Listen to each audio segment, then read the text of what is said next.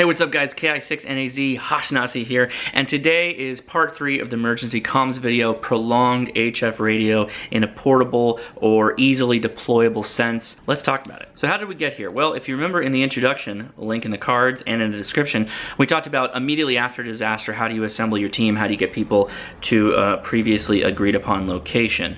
Much of that emphasized the use of tactical communications, VHF, UHF, FRS, GMRS radios, kind of all in that little area. In part 2, we discussed how do you kind of triage the neighborhood, triage your direct surroundings, how do you get out there, how do you find people that are okay, how do you collect the information, what do you do with it. Also a little bit talking about CERT, Community Emergency Response Team, and had your involvement as a radio operator with groups like that. So today we're going to continue on with the sort of narrative we're building. There was some kind of an event outside of LA of an unknown nature, an explosion that took out the power, possibly the water, and the gas in some cases.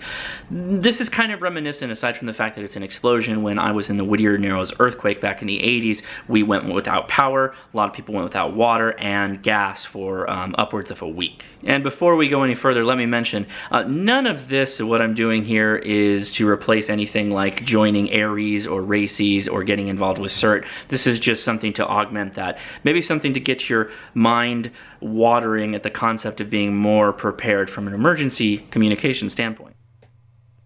It's the 9th day without power, electricity, and gas here in Southern California. And I decide I'm going to try and get on the ongoing 24-hour net that's happening outside the disaster area, centered in Nevada, and carried across the country on 20 and 40 meters.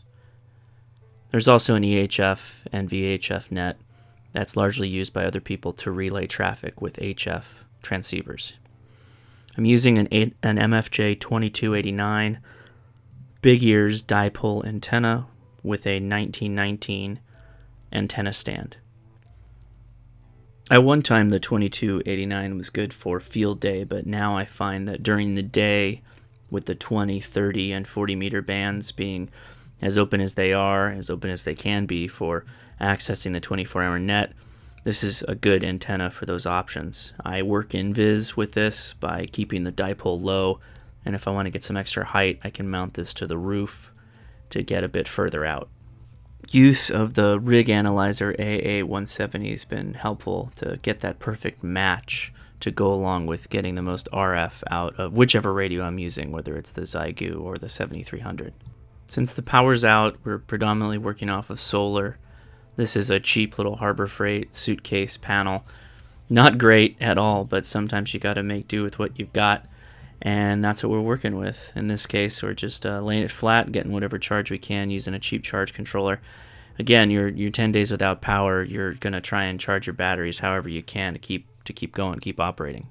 Given the somewhat temperamental realities of batteries, I used a Dakota Lithium 12-volt 10-amp-hour battery, which I'm told, as I understand, can charge right off of a charge controller, and you don't have to worry about having a special charge or anything along those lines, which has been helpful since if we're charging day in and day out to try and operate, whether we're operating QRP, which has been the case, or now with the 7300 to get out a bit further, it's been pretty helpful. Regardless of good or bad, though, I still got to get that coffee in. So using a pretty simple burner that I used to pack when I was going out and doing soda, I'm doing a little instant Starbucks coffee, which I had left over, but hey, I'll take it. Take anything I can get in a storm, right? Any port in a storm. To circle back around on the antenna thing for a second, some people like to go portable with HF in a disaster situation to maintain a kind of low profile. Don't have big aerials in the air for attracting attention and whatnot when there's people in need all around you. There were some issues finding the net, or finding any traffic for that matter was out there, but it was a trick of just getting things lined up correctly. It wasn't in a perfect location working from my backyard, but I worked with convenience first and then focus on the technical later, right? So with this dipole, you basically have the ability to kind of rotate it, get it off the ground a little bit, and you can get more of a north, south, east, west, depending on how you have those legs oriented. So here's my attempt to do that, to catch the net that's running north of us in the middle of California. So ultimately, I did find the net, and I was able to communicate. How the way these nets work generally is you will call out to whoever the net operator is with your call sign, and they'll break for you, assuming that they have that opportunity. Sometimes you can't hear the station that the net operator is talking to. Net operators generally have big stations with a lot of power.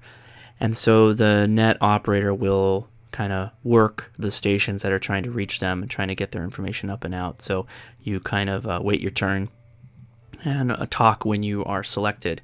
A lot of time there aren't a lot of people talking, so you go right through. Sometimes there are more people. In our case, there's a lot of people talking. California is a big place for ham radio, and there's a lot of participation on the net. A lot of the participation centers around where the damages are, things to avoid, road closures. We've noticed that since this whole event has happened, a lot of people are asked to stay put, don't move about, because of the unknown nature of the disaster and the explosion. We can't for sure say where safe is and where safe isn't due to weather concerns and all that other stuff. So best to stay put, call for help, and see who can come out there. In our case, we had a couple of people in the neighborhood that were hurt, and we needed to get them some help medical-wise, some oxygen containers and oxygen filters that can actually pull the oxygen out, put them into tanks for the person so they can have sustained oxygen, or just as many tanks as they could gather. Machine's expensive. Machine requires power. Full tanks will take right now, right? So once you're selected to talk in the net, you basically get to say what your issues are and what news you have to report. A lot of people, like I mentioned, were reporting road closures and disasters. Other people were requesting medical assistance. Again, we're at the 9-day part of the disaster, which the people at this point are all experiencing the pain of not having a refrigerator that's working unless they devoted all their generator juice to that. Not having filtered water in some cases. Some people were on their stored water. We were, in this case, we were also filtering our own from our portable water filters. At this point, you pretty much just try to help the people who are most bad off and wait for things to improve. If you cross much more than the 2-week mark, then things could get a bit bad, and you'd have to have FEMA come in, National Guard potentially, to try and help things out. In our case, we were working with what we had, and things were moving along, at least in this moment in time. And that's pretty much how the nets and my portable system operate for the ongoing disaster. Okay, so that's going to do it. Guys, I initially started out doing this as a 3-part series. We obviously just finished the 3rd, but I kind of want to keep this whole thing going. So what I'm going to need from you to do is to post in the comments below where you'd like me to talk more after you've watched the 1st, 2nd, and 3rd episode. Let me know where you'd like me to spend more time or go back on or talk about. And I'd like to do some interviews actually from people in RACES and ARES and go through some of the more, quote-unquote professional, more standardized processes that people go through in comms. I think someone would find that interesting. I myself would find that interesting. So I'm looking for anybody that's RACES or ARES involved. If you want to reach out and talk to me, I'd love to interview or interview somebody you'd recommend. So with that said, please give me a thumbs up. If you have not already, please subscribe. If you'd like to ask me questions directly, you can go to the Hashnasi channel on Facebook. And go to the Ham Radio Crash Course on Facebook, and we have a Discord chat, which you can chat with me live. Always, I have the Patreon, which is a monthly newsletter, is one of the perks, and there's a bunch of other stuff too, so go check that out. The links for all of that are going to be in the description. And again, post your comments below, tell me what you'd like to see more of, and we'll take it from there, okay? All right, we'll talk to you later. See ya.